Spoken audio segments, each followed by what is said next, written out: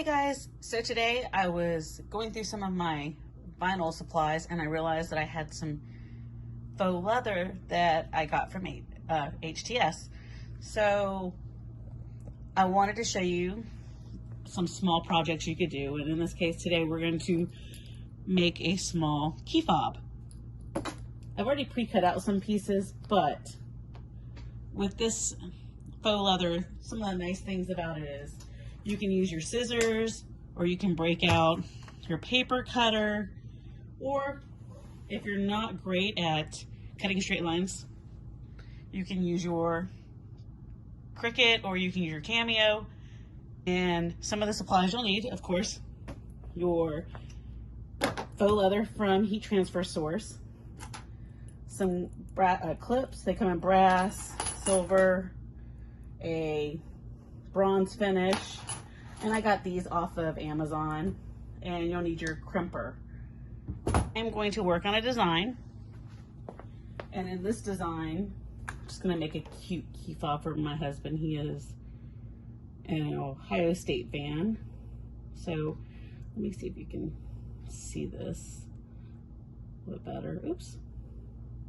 Let's go ahead and just color it in, and I'm going to make a compound path. So these are going to be about 8 inches long. So when we fold the key fob in half, this tag should be about 4 inches. So I'm going to cut this on the front side. I am actually going to cut it across. Hey, sorry to interrupt, but please subscribe to our YouTube channel and remember to hit that bell. Thanks. I should change the blade out, but this hopefully will work on this multi-purpose blade. Haven't used it with this one before, but we'll try it out. And make sure we do it for fabric. And you could probably use your glitter setting on this too. And I did use a tackier mat so that it holds the fabric down. I will cut out our design with the glitter HTV and make sure it's reversed. It does ask you if it's glitter. Another fast way to use and trim this definitely is going to be using the paper cutter. I did a few earlier and it works just fine. And I don't know if any of you have the Tweety. I talk about it a lot. It helps, especially on some of these darker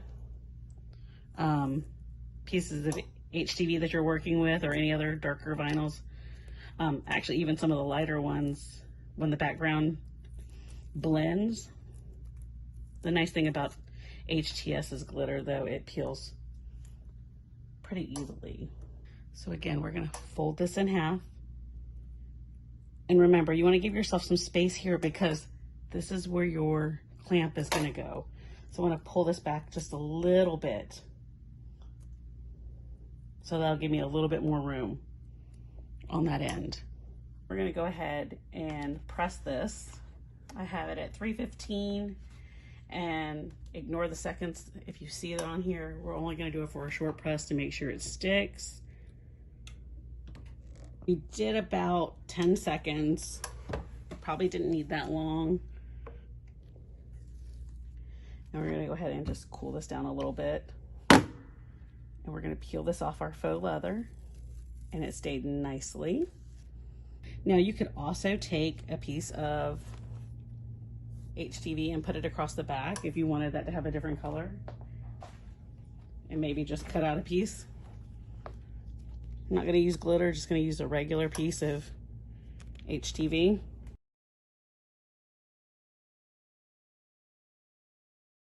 So we're going to take this and attach it to the back and trim off any excess. Yeah, we're just gonna put this on here for a quick press.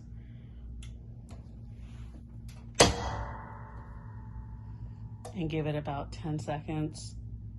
So we'll have our key fob, and then you'll wanna decide what hardware you wanna use.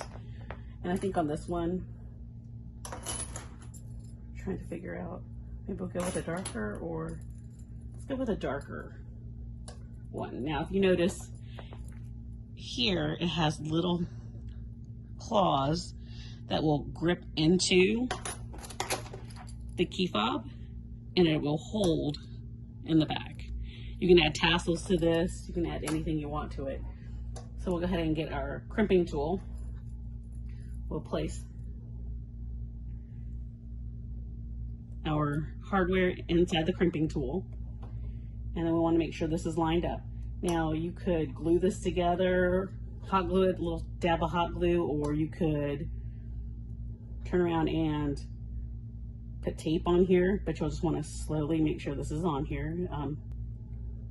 We'll crimp it together. So now our key fob is complete.